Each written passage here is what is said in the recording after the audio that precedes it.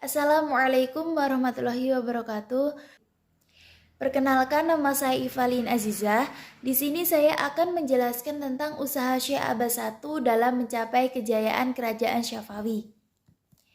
Saya di sini akan menerangkan dua rumusan masalah. Yang pertama yaitu bagaimana sejarah berdirinya kerajaan Syafawi. Yang kedua yaitu bagaimana usaha-usaha yang dilakukan oleh Syekh Abbas I dalam memajukan kerajaan Syafawi.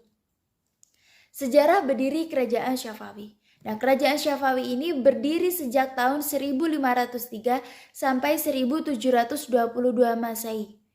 Kerajaan Syafawi ini berasal dari sebuah gerakan Torekot di Ardabil, yaitu sebuah kota yang terletak di Azerbaijan, wilayah Rusia, yang diberi nama Torekot Syafawiyah. Nah, Torekot Syafawiyah ini diambil dari sebuah nama pendirinya, yaitu Syekh Ishaq Safiuddin atau lebih dikenal dengan Safi ad-Din. Jadi Safi ad-Din di sini adalah pendiri dari Torekot Syafawiyah. Torekot menjadi gerakan politik. Jadi di sini Syafawi itu awalnya adalah sebuah torekot, tapi di situ menjadi sebuah gerakan politik. Pada mulanya gerakan Torekot Syafawiyah bertujuan untuk memerangi orang yang ingkar yang dikenal dengan istilah ahli bid'ah. Torekot tersebut mulanya bersifat lokal, kemudian menjadi gerakan keagamaan yang berpengaruh di Persia, Syria, dan Anatolia. Ajaran agama dipegang secara fanatik sehingga menimbulkan keinginan penganutnya untuk berpuasa. Berubahlah di situ menjadi tentara yang teratur, fanatik dalam kepercayaannya, menentang setiap orang yang bermadhab selain Syiah. Jadi di situ Torekot Syafawiyah itu adalah orang-orang yang bermadhab Syiah. Jadi selain Syiah di situ akan diperangi, karena setelah itu Torekot Syafawiyah sangat fanatik dengan yang namanya agama, sehingga terjadilah di situ gerakan politik. Kecenderungan berpolitik. Nah, kecenderungan berpolitik di sini sangat cenderung pada saat kepemimpinan Junaid, yang mana di situ menambahkan gerakan politik selain gerakan keagamaan.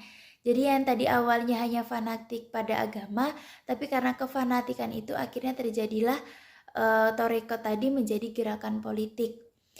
Yang ketiga itu menimbulkan konflik antara Torekot Syafawiyah dengan penguasa Karakonyulu. Yang keempat yaitu selanjutnya sang Imam Junaid ini bersekutu dengan Uzun Hasan, yaitu seorang pemimpin dari Al-Konyulu di situ. Imam Junaid tidak berhasil meraih supremasi politik di wilayah ini lantaran upaya merebut kota Ardabil dan Sirkasiyah mengalami kegagalan. Selanjutnya sepeninggal Imam Junaid, pemimpin digantikan oleh anaknya yang bernama Haidar. Jadi selanjutnya kepemimpinan dilanjutkan oleh anak Junaid, yaitu Haidar. Nah, di saat kepemimpinan Haidar, itu gerakan politik menjadi dikatakan sebagai rival politik oleh Konyulu di sini. Setelah ia menang dari Konyulu, karena itu ketika Syafawi menyerang wilayah Sirkasiyah dan pasukan Sirwan, Konyulu di sini mengirimkan bantuan militer kepada Sirwan sehingga pasukan Haidar kalah dan ia terbunuh. Selanjutnya kepemimpinan dipimpin oleh Ismail. Yang pertama, setelah Haidar, kepemimpin digantikan oleh Ismail yang saat itu berusia 7 tahun. Jadi beliau itu Ismail masih berusia 7 tahun. 15 tahun Ismail beserta pasukan bermarkas di Gilan, mempersiapkan kekuatan dan mengadakan hubungan para pengikutnya di Azerbaijan, Syria, dan Anatolia. Pasukan yang dipersiapkan itu bernama Gizilbas atau disebut Baret Merah. Yang kedua, di bawah pimpinan Ismail tahun 1501 Masehi, pasukan Gizilbas Ismail memproklamasikan dirinya sebagai raja pertama dinasti Syafawi, dan dia disebut dengan Ismail I. Ismail I berkuasa kurang lebih 23 tahun, yaitu 1501 sampai 1524 Masehi. Pada 10 tahun pertama, ia berhasil memperluas kekuasaannya. Hanya dalam 10 tahun, wilayahnya meliputi seluruh Persia bagian timur, Bulan Sabit Timur, atau nama lainnya seperti itu. Sepeninggal Ismail I, permusuhan dengan kerajaan Utsmani terus berlanjut. Terjadi beberapa peperangan di antara keduanya, yaitu pada masa Tampas I Ismail II, dan Muhammad Hudabada. Pada masa tiga raja tersebut, kerajaan Syafawi mengalami kelemahan karena sering berperang dengan kerajaan Utsmani yang lebih kuat. Selain itu juga sering terjadi pertentangan antara kelompok dari dalam kerajaan Syafawi sendiri. Usaha Syekh Abbas I dalam memajukan kerajaan Syafawi.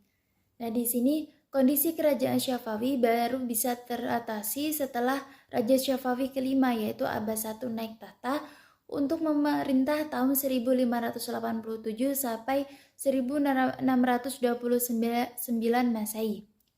Adapun penyebab keberhasilannya yaitu karena ia dapat mengatasi permasalahan pemerintahan hingga bisa stabil yang sebelumnya mengalami kekacauan. Nah, kemajuan pada bidang politik yaitu di masa Abbas I mampu mengatasi berbagai kemelut di dalam negeri yang mengganggu stabilitas negara dan berhasil merebut kembali wilayah-wilayah yang pernah direbut oleh kerajaan lain pada masa raja-raja sebelumnya. Nah, pada bidang ekonomi yaitu setelah dikuasainya Bandar Abbas, maka salah satu jalur dagang atau antara timur dan barat yang bisa diperebutkan oleh Belanda, Inggris dan Prancis sepenuhnya menjadi milik kerajaan Syafawi. Di samping sektor perdagangan, kerajaan Syafawi juga mengalami kemajuan di sektor pertanian, terutama di daerah bulan sabit subur. Sekarang pada ilmu pengetahuan. Bidang ilmu pengetahuan banyak ilmuwan yang muncul seperti Bahauddin Asy-Syairaj, Muhammad Al-Bagir, Ad-Din Ibnu Muhammad Damat, masing-masing ilmuwan di bidang filsafat, sejarah, teolog, dan ilmu umum, dan seseorang yang pernah berobservasi mengenai kehidupan lebah-lebah.